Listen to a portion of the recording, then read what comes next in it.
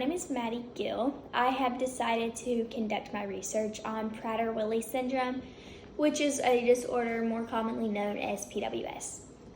So what is Prader-Willi syndrome, or PWS? This is a genetic multi-system disorder. PWS is a chromosome defect that is caused by imprinting errors. Signs and symptoms of PWS include diminished muscle tone, so weakness of the muscles, an increased appetite, which is a big symptom for patients with PWS. Their appetite is so increased that they never really feel full, which leads them to not know when to stop eating. Patients with PWS often experience learning difficulties and delays, as well as behavioral issues. These patients also will physically show a short stature.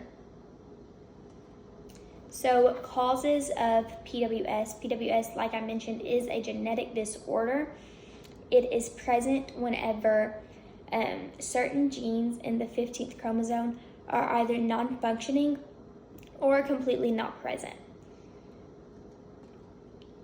As far as testing for PWS, oftentimes medical professionals or doctors will suspect PWS to be the cause of the signs and symptoms. However, it cannot be diagnosed until blood is drawn and genetic testing is done in order to look at that 15th chromosome and see if certain genes are there or if they're not functioning. And that way they can then definitely give the diagnosis of Prader-Willi syndrome.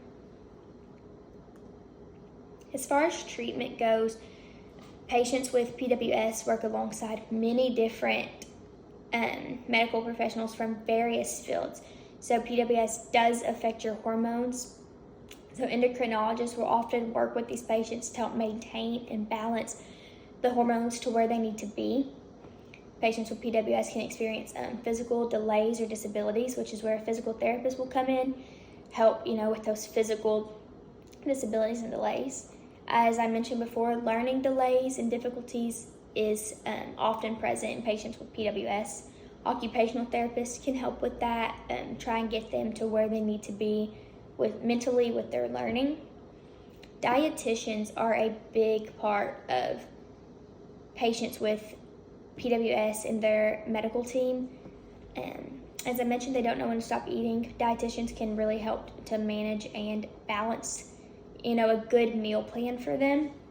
And behavioral specialists help with the behavioral issues that is often present in patients with PWS, especially in children. So diet at home, this is kind of going back to where the dietitian could come in. A well-balanced diet is so very important for these patients, and an energy-restricted diet specifically is what works best for these patients. PWS patients, like I mentioned, work with a dietitian to curate a well-balanced diet. It's important that these patients are monitored so they don't just continue to eat due to not feeling full. As far as a prognosis for PWS, there unfortunately is no cure. However, as long as symptoms are treated and carefully monitored, these patients can live a normal life expectancy as well as a good quality of life. And PWS itself is not life-threatening. However, the disorders or the signs and symptoms that come with it can be. So with the increased appetite, that could of course lead to obesity, which can lead to heart disorders, heart failure.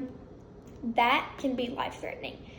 But as long as that is managed and that is restricted, appetite's restricted, PWS is not life-threatening, and patients can live a good quality of life and a long life.